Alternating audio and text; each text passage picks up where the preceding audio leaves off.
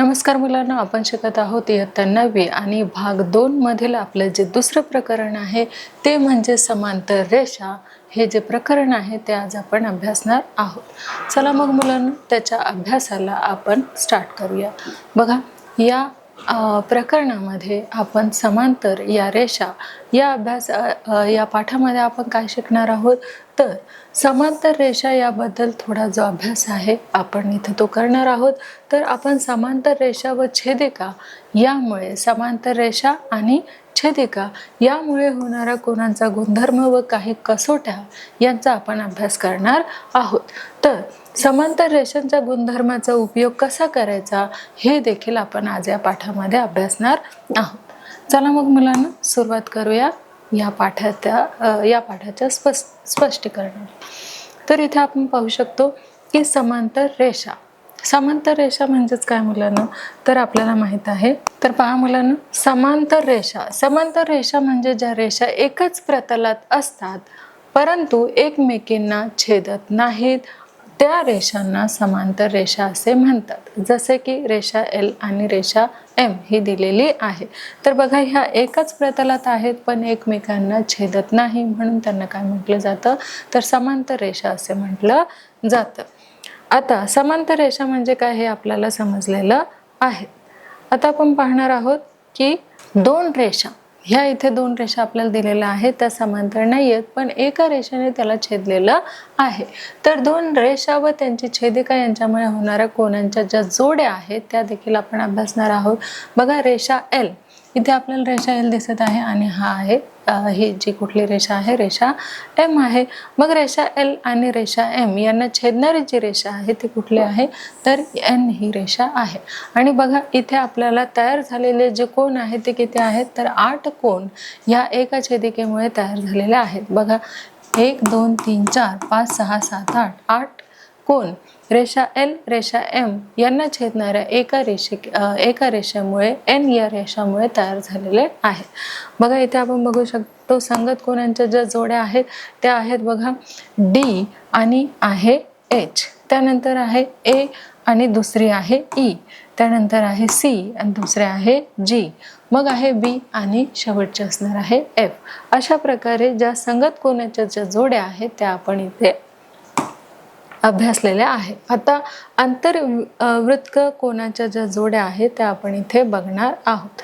तर आंतरवृत्त ज्या कोनांच्या जोड्या आहेत त्या किती आहेत बघा तर कोन C आहेत आणि कोन E, त्यानंतर कोन B आहे आणि कोन H आहे। ह्या कुठल्या जोड्या असणार आहे बघा तर त्या आंतरवृत्त कोनाच्या जोड्या आहेत ज्या आपल्याला या आकृतीद्वारे मिळालेल्या आहेत।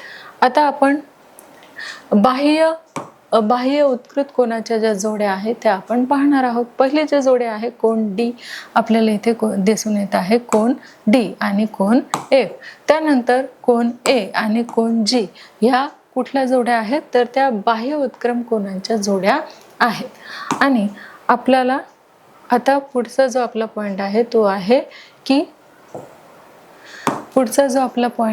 तो आहे छेदिकेच्या एका बाजूच्या आंतरकोनाच्या ज्या जोड्या आहेत त्या आहे कोन C आणि कोन H, त्यानंतर कोन B आणि कोन E ह्या आहेत कुठल्या जोड्या तर छेदिकेच्या एका बाजूच्या आंतरकोनाच्या जोड्या ज्या आपण या आकृतीमध्ये बघितलेल्या आहेत। आता महत्त्वाचे काही गुणधर्म जे आहेत ते देखील इथे आपण अभ्यासणार आहोत। तर बघा, महत्त्वाचे जे काही गुणधर्म आहे ते पुढील प्रमाणे आहेत। बघा, दोन रेषा एकमेकांना छेदल्यावर होणारे विरुद्ध कोन समान मापाचे असतात। रेषीय जोडीतील कोन परस्परांचे पूरक असतात। जेव्हा संगत कोनांची एक जोडी एकरूप असते तेव्हा संगत कोनाच्या उरलेल्या सर्व जोड्या ह्या कशा असतात तर एकरूप असतात।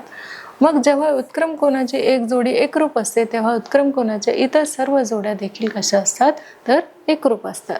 मग जेव्हा छेदिकाच्या एकाच बाजूच्या आंतरकोनाची बेरीज ही 180 अंश होते तेव्हा आंतरकोनाच्या दुसऱ्या जोडीतील कोनांची बेरीज ही कशी होते 180 अंश होते। पहा, आता आपण अभ्यासणार आहोत समांतर रेषेचे गुणधर्म, आणि समांतर रेषेचे जे गुणधर्म आहे ते आपण इथे अभ्यासणार आहोत। तर बघा, समांतर रेषेचे गुणधर्म काय आहेत तर दोन समांतर रेषेच्या छेदिकेमुळे होणारे कोनांचे गुणधर्म जे आहेत ते आपण सिद्ध करणार आहोत. हे गुणधर्म सिद्ध करण्यासाठी आपण युक्लिडचे पुढील दिलेले जे प्रसिद्ध गृहीतक जे आहे ते आपण वापरणार आहोत. दोन रेषा व त्यांची एक छेदिका काढली असता एका बाजूला झालेल्या आंतरकोनांची बेरीज दोन काटकोनांपेक्षा कमी असेल तर त्या सरळ रेषा त्या दिशेने वाढल्यावर एकमेकांना काय होतात तर छेदतात. हे आहे काही महत्त्वाचे गुणधर्म. तर बघा, एक प्रमेय जे आहे ते आपण इथे घेणार आहोत. आपण इथे एक जे प्रमेय आहे ते घेतलेले आहे. तर बघा, प्रमेय काय आहे? रेषा L आणि रेषा M त्यांना छेदणारी जी रेषा आहे ती आपण N ही काढून घेतलेली आहे. प्रमेय असा आहे की दोन समांतर रेषांनी एका छेदिकेने छेदल्यावर छेदिकेच्या कोणत्याही एका बाजूला असणाऱ्या आंतरकोन एकमेकांचे कसे असतात? पूरक कोन असतात. आपण आकृती काढून घेतलेली आहे. रेषा L, रेषा M यांना छेदणारी जी रेषा आहे ती कुठली आहे तर रेषा N आहे. आणि त्यामुळे हे जे कोन आहे ते एकमेकांचे पूरक कोन इथे तयार झालेले आहेत. म्हणून पक्षामध्ये बघा काय येणार आहे तर रेषा L एकरूप रेषा M, रेषा L एकरूप रेषा M हे पक्षामध्ये येणार आहे. मग रेषा N ही काय आहे तर रेषा L आणि रेषा N ची छेदिका आहे.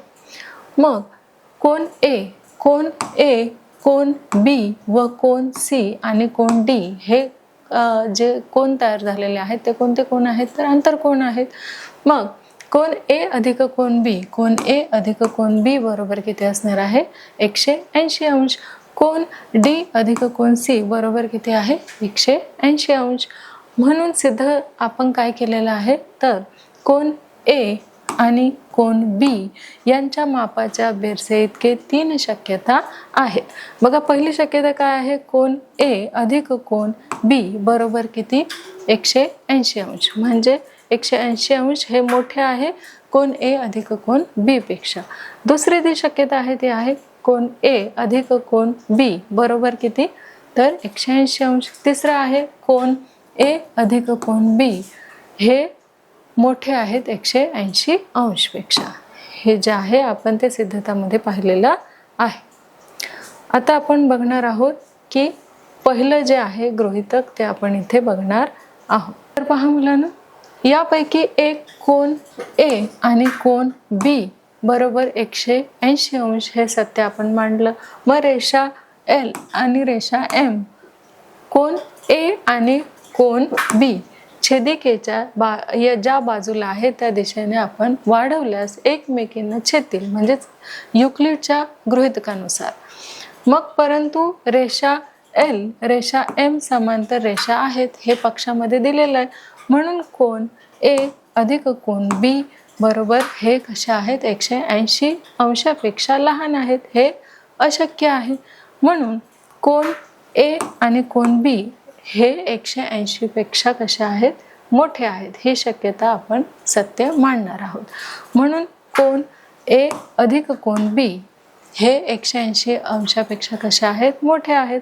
परंतु कोन A आणि कोन D हे जे आहे बरोबर किती आलेलं आहे 180 अंश आलेला आहे. बघा, आणि कोन C आणि कोन D, कोन C आणि D जे आहे 180 अंश ते रेषीय जोडीतील कोन आहे. म्हणून कोन A व कोन D अधिक कोन B अधिक कोन C मग 180 अंश. इथे जे 1800 आहे ते चुकून इथे मिस्टेक झालेले आहे. म्हणून इथे 180 अंश अधिक 180 अंश बरोबर किती तर 360 अंश.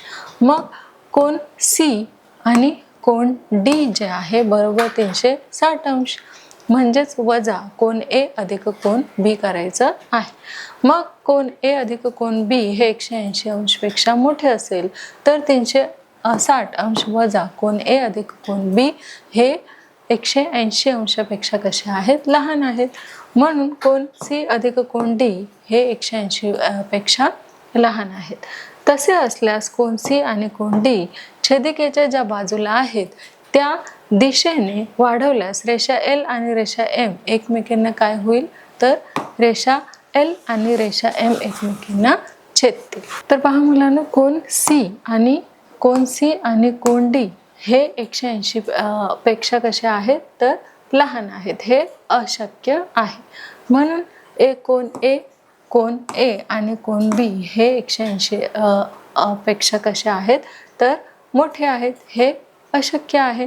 म्हणून कोन ए आणि कोन बी 180 अंश ही एकच शक्यता आपल्याकडे उरते. म्हणून 1 व 2 वरून आपण घेतलेला आहे कोन बी आणि कोन डी 180 अंश असेल तर सी अधिक डी बरोबर किती असणार आहे तर 180 अंश असणार आहे. मग आपल्याला या सिद्धतेमध्ये आपण कोन ए अधिक कोन बी हे 180 अंशपेक्षा कसे आहेत मोठे आहेत. म्हणून कोन ए अधिक कोन बी बरोबर 180 पेक्षा हे कसे आहेत तर लहान आहेत. मग या दोन्ही शक्यता विसंगतीमुळे नाकारल्या म्हणजे ही हा जो सिद्धांत आहे तो कुठला सिद्धांत होतो तर अप्रत्यक्ष सिद्धांत तयार होतो. तर बघा पुढील जे उदाहरण आहे ते आपण बघणार आहोत. संगत कोनांचे व उत्क्रम कोनांचे जे गुणधर्म आहे ते आपण बघणार आहोत. बघा ते आपण इथे अभ्यासलेले आहे. इथे प्रमेय जे आहे ते असं आहे की दोन समांतर रेषांना एका छेदिकेने छेदल्यावर होणाऱ्या संगत कोनांच्या जोडीतील कोनांची मापे समान असतात, हे प्रमेय आहे.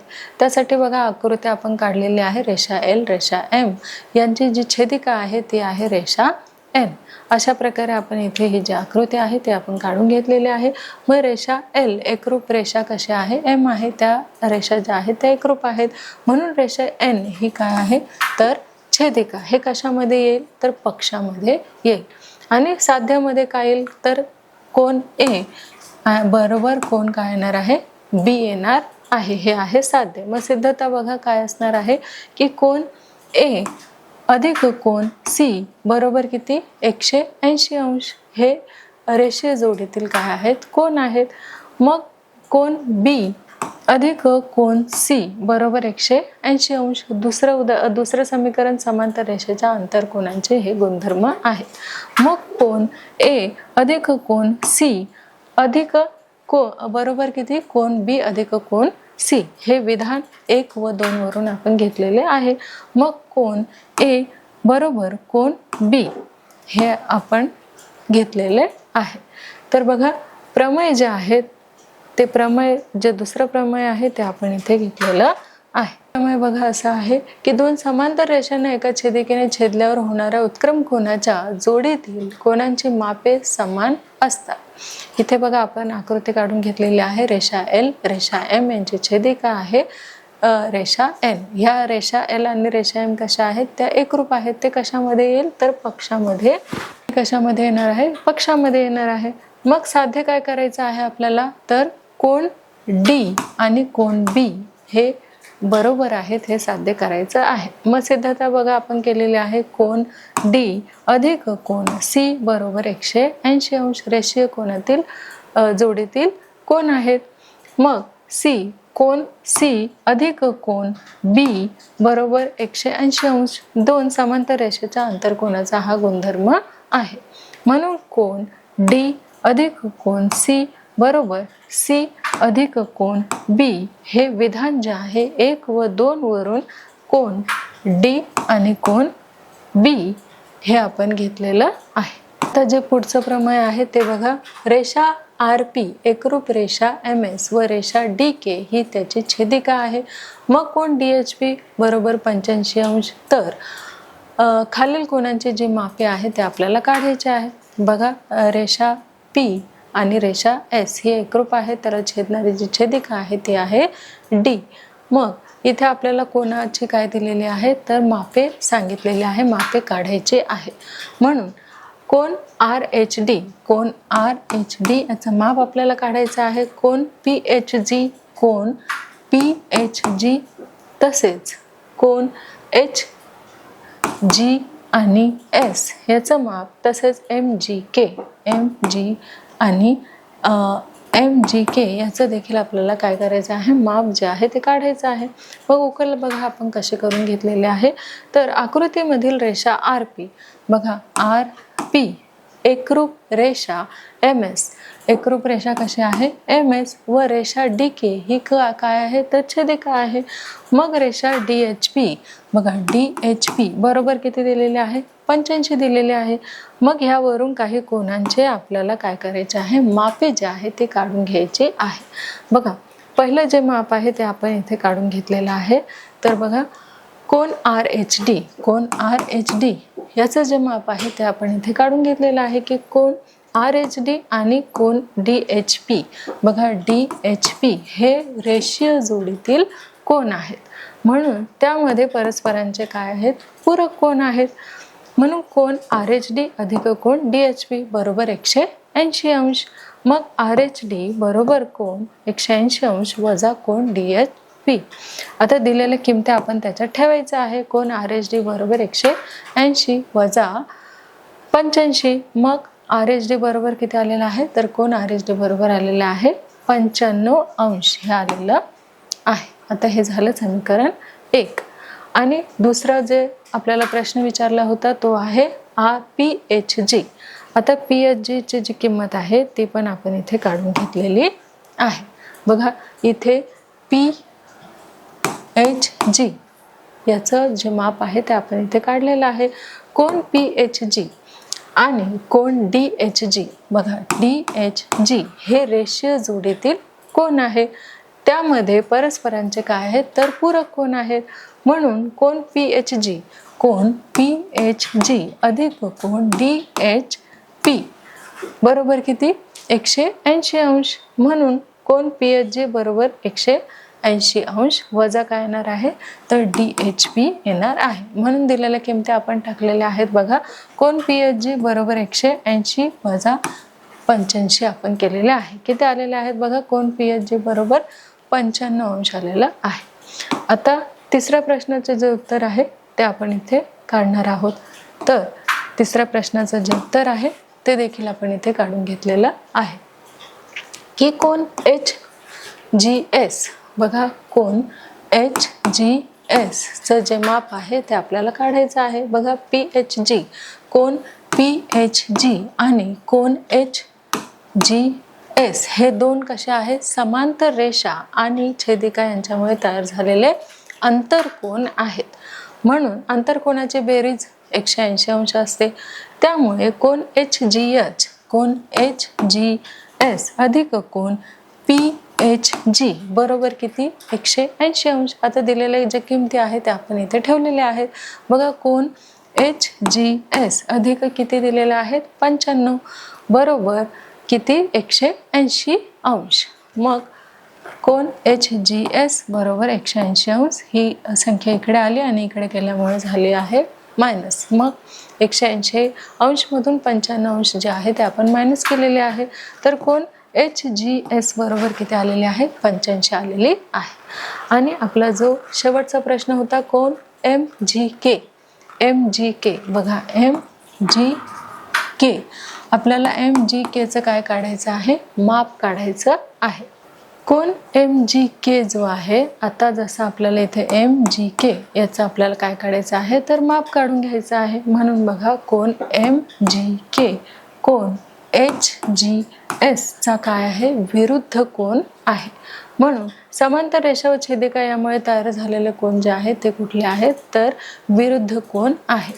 म्हणून मापकोन MGK, आता मापकोन MGK हा जो आहे मापकोन MGK बरोबर काय असणार आहे तर HGS असणार आहे.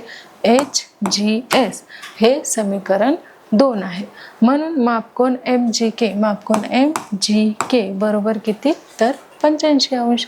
हे देखील आपल्याला इथे मापकोन MGK चं उत्तर देखील मिळालेलं आहे 85 अंश. आता जे दुसरं उदाहरण आहे ते आपण इथे अभ्यासणार आहोत. तर जे दुसरं उदाहरण आहे रेषा P लंबरूप रेषा Q आणि रेषा L व रेषा M या काय आहेत छेदिका आहेत. म्हणून काही कोनांची मापे आपल्याला इथे दाखवलेली आहेत. ती आहे कोन A, cone B, cone C, cone D यांची मापे जी आहेत ती काढायला सांगितलेली आहे. म्हणून उकल बघा आपण कशा पद्धतीने केलेली आहे. आपल्याला माहिती आहे कोन P आणि कोन Q रेषा L व रेषा M च्या काय आहेत छेदिका आहेत. मग कोन बी, आता इथे आपल्याला कोन बी सांगितलेला आहे. कोन 110 अंश हे रेषीय जोडीतील काय आहेत, तर परस्परांचे पूरक कोन आहेत. म्हणून कोन ए अधिक 110 अंश बरोबर किती, 180 अंश. कोन ए बरोबर 180 अंश वजा 110 अंश. कोन ए बरोबर किती झालेले आहे, 70 अंश झालेले आहे. आता कोन ए बरोबर किती, तर 70 अंश. म्हणून कोन बी व कोन ए, कोन आपण इथे बघू शकतो, कोन बी व कोन ए हे बाह्य उत्कृत कोनांच्या काय आहे, एकरूप जोड्या आहेत. म्हणून कोन बी आणि कोन ए हे समीकरण 1 वरून आपण घेतलेलं आहे. म्हणून कोन बी ची जी किंमत आहे ते आपण बघू शकतो किती आहे, 70 अंश आपण काढलेले आहे. हे आहे उदाहरण 2. मग इथे 115 अंश व कोन डी हे रेषीय जोडीतील काय आहेत, कोन आहेत. म्हणून त्यामुळे परस्परांचे हे कुठले कोन झाले, तर पूरक कोन झाले. म्हणून कोन डी, आता इथे आपण बघतोय कोन डी बरोबर किती, 115 अंश वजा काय करायचे आहेत, 180 अंश. 180 अंश मधून आपल्याला 115 जे आहे ते मायनस करायचे आहे. बघा इथे आपण करून घेतलेलं आहे. म्हणजेच कोन डी बरोबर आपलं काय आलेलं आहे, तर कोन डी बरोबर आलेलं आहे आपलं 65. तर कोन डीचं जे उत्तर आहे ते आपल्याला मिळालेलं आहे 65. मग कोन सी आणि कोन डी ही छेदिका जी आहे ती एलच्या एकाच बाजूला असणारे बाह्य कोन एकमेकांचे कसे आहेत, तर पूरक कोन आहेत. म्हणून कोन सी अधिक कोन डी बरोबर किती, 180 अंश. मग समीकरण 3 वरून कोन सी अधिक 65 बरोबर 180 अंश. मग कोन सी बरोबर 180 अंश वजा 65 आपण घेतलेले आहेत. मग कोन सी बरोबर 115 अंश हे चौथं आपण घेतलेलं आहे. मग अशा प्रकारे ए बरोबर 70 अंश मिळालं, बी बरोबर 70 अंश, सी बरोबर 115 अंश आणि डी बरोबर आपल्याला किती मिळालेलं आहे, 65 अंश मिळालेलं आहे. तर ह्यांची मापे जे आहे ते आपण अशा प्रकारे काढलेली आहे. तर इथे समांतर रेषांच्या गुणधर्माचा जो उपयोग आहे तो आपण इथे करून घेणार आहोत. समांतर रेषांचा गुणधर्माचा उपयोग. बघा, समांतर रेषाच्या गुणधर्माचा जो उपयोग आहे तो आपण अशा प्रकारे केलेला आहे. समांतर रेषा व त्यांची छेदिका यांच्यामुळे होणाऱ्या कोनांच्या गुणधर्माचा जो उपयोग आहे तो करून त्रिकोणाचा एक गुणधर्म आपण सिद्ध करणार आहोत. बघा, त्रिकोणाचा जो गुणधर्म आहे तो इथे आपल्याला सिद्ध करायचा आहे. तो कोणत्याही त्रिकोणाच्या सर्व कोनांच्या मापाची बेरीज ही 180 अंश असते. पक्ष काय येणार आहे, तर त्रिकोण ABC हा कोणताही एक त्रिकोण आहे. मग इथे आपण त्रिकोण काढलेला आहे आणि रेषा त्याच्यावरती दिलेली आहे. म्हणून कोण ABC, कोण AB आणि C अधिक कोण काय येणार आहे, ACB येणार आहे. बघा, ACB अधिक कोण काय येणार आहे, BAC बरोबर किती असणार आहे, 180 अंश. रचना आहे ते आपण कशी केलेली आहे बघा. A बिंदूतून रेघ BC ला समांतर रेषा L काढा. त्यावर P व Q बिंदू असे घ्या की PAQ म्हणजेच PAQ असे आपण ते घेतलेले आहेत. मग सिद्धता आपण बघा काय केलेलं आहे, तर रेषा PQ लंबरूप रेषा काय असणार आहे, तर BC व रेषा AB ही छेदिका असणार आहे. म्हणून कोण ABC एकरूप कोण काय असणार आहे, QAC. बघा, QAC हा असणार आहे. हा कुठला कोण झाला, विक्रम कोण झाला. मग रेषा PQ लंबरूप किती काय असणार आहे, रेषा BC व रेषा AC ही काय आहे, छेदिका आहे. मग कोण ACB बरोबर कोण QAC काय असणार आहे, कोण QAC हे आहे उत्क्रम कोण. कितवा, तर दुसरा जो आपल्याला इथे मिळालेला आहे. हा आपला दुसरा समीकरण आला आहे. मग बघा, विधान 1 आणि विधान 2 वरून आपण कोण ABC अधिक कोण ACB अधिक बरोबर कोण PAB कोण QAC हे विधान तिसरं आपल्या इथे घेतलेलं आहे. मग समीकरण 3च्या दोन्ही बाजूत आपल्याला कोण BAC जे आहे ते मिळवू. म्हणजेच कोन ABC अधिक कोन ACB अधिक कोन BAC बरोबर कोन PAB अधिक कोन QAC अधिक कोन BAC हे आपण इथे घेतलेले आहे. मग बरोबर कोन PAB अधिक कोन BAC अधिक कोन QAC हे आपण सिद्ध केलेलं आहे. मग कोन PAC अधिक कोन QAC बरोबर काय आहे कोन PAB अधिक कोन BAC बरोबर काय असणार आहे कोन PAC हे असणार आहे. मग जे आपण इथे घेतलेलं आहे. मग हे 108 अंश रेषीय जोडीतील काय असणार आहे कोन असणार आहे. मग म्हणजेच त्रिकोणाच्या तिन्ही कोनांच्या मापाची बेरीज किती असते तर 180 अंश असते. आता आपण रेषांच्या समांतरच्या कसोट्या ज्या आहेत त्या आपण पाहणार आहोत. तर बघा दोन रेषा व त्यांची छेदिका त्यांच्यामुळे होणारे कोन तपासून आपण त्या दोन रेषा समांतर आहेत का ते आपण आज ठरवणार आहोत. तर बघा छेदिका एका बाजूच्या आंतरकोनाची जोडी पूरक कोनाची असेल तर त्या रेषा काय असतात समांतर असतात. मग उत्क्रम कोनांची एक जोडी समान असेल तर त्या रेषा कशा असतात समांतर असतात. जो आपला तिसरा पॉइंट आहे तो आहे संगत कोनांची एक जोडी समान असेल तर त्या रेषा कशा असतात तर समांतर असतात. तर पहा अशा प्रकारे आपण आता समांतर रेषांची आंतरकोन कसोटी जे आहे ते आपण अभ्यासणार आहोत. तर बघा समांतर कोनाची जी आंतर कसोटी आहे ती आपण इथे अभ्यासूया. तर बघा इथे दोन भिन्न रेषांना एका छेदिकेने छेदले असतात. छेदिकेच्या एका बाजूला आंतरकोनाची बेरीज 180 अंश असेल तर त्या रेषा समांतर असतात. म्हणजेच पक्षामध्ये येईल रेषा AB काय येणार आहे हा जो आपण रेषा A आणि रेषा C ही जी छेदलेले आहे एकमेकांना त्यांना छेदणारी आणखी एक रेषा म्हणजे X. मग रेषा AB व रेषा CD यांची रेषा XY ही काय आहे तर छेदिका आहे. बघा रेषा AB आणि रेषा CD यांना छेदणारी जी रेषा आहे ती कुठली आहे तर XY ही आहे. मग कोन BPQ इथे आपण बघू शकतो कोन BP आणि Q व अधिक कोन PQD PQ आणि D बरोबर किती 180 अंश. म्हणून साध्यामध्ये काय येणार आहे रेषा AB लंबरूप रेषा CD रेषा AB लंबरूप रेषा CD हे येणार आहे. मग सिद्धता ही कसोटी आपण अप्रत्यक्ष पद्धतीने काय करणार आहोत तर सिद्ध करणार आहोत. म्हणून साध्यातील विधान जे आहे ते चूक आहे असे आपण इथे मांडणार आहोत. तर रेषा AB बघा रेषा AB रेषा जी CD आहे ती समांतर नाही हे विधान जे आहे ते आपण सत्य मानणार आहोत.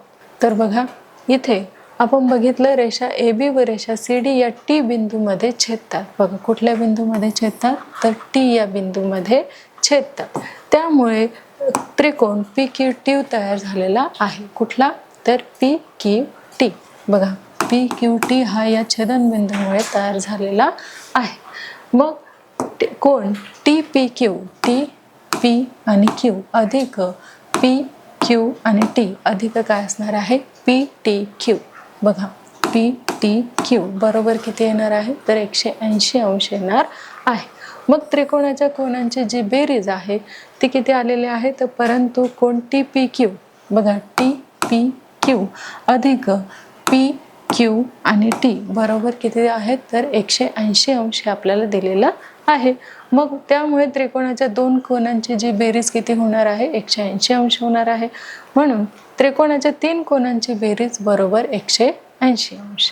तर त्रिकोण PQT बघा PQT किती आहे 0 अंश आपल्याला इथे मिळत आहे. तर पाहूया मुलांनो PT इथे आपण बघू शकतो की PT व QT या रेषा म्हणजेच रेषा AB आणि रेषा CD या रेषा AB आणि रेषा CD या भिन्न राहणार नाहीत. म्हणून आपल्याला रेषा AB व रेषा CD या भिन्न रेषा आहे असे आपल्याला माहित आहे. म्हणून पक्षांची विसंगती आपल्याला इथे मिळते. तर आपण गृहीत धरलेले विधान कसे आहे तर ते चुकीचे आहे. म्हणजे रेषा AB बघा रेषा AB आणि रेषा CD हे कसे आहेत तर ते समांतर आहेत. म्हणून या गुणधर्माला समांतर रेषाच्या आंतरकोन कसोटी असं म्हटलं गेलेलं आहे. आता पुढील जे उदाहरण आहे म्हणजेच उत्क्रम कोन कसोटी ही देखील आपण पाहणार आहोत. तर बघा, उत्क्रम कोन कसोटी म्हणजेच कुठली कसोटी असणार आहे, तर प्रमेय आपल्याला दिलेला आहे. दोन रेषांना एका छेदिकेने छेदला असता होणाऱ्या उत्क्रम कोनांची एक जोडी एकरूप असेल तर त्या रेषा कशा असतात, समांतर असतात. बघा इथे रेषा एल, रेषा एम, ही एन ही छेदिका जी आहे ती रेषा एल ला आणि रेषा एम ला छेदते. पक्षामध्ये काय येणार आहे बघा, रेषा एल व रेषा एम यांची एन ही रेषा काय आहे, छेदिका आहे. म्हणून कोन ए व कोन बी ही उत्क्रम कोनांची जोडी कशी आहे, तर एकरूप आहे. म्हणून कोन ए एकरूप कोन काय असणार आहे, बी असणार आहे.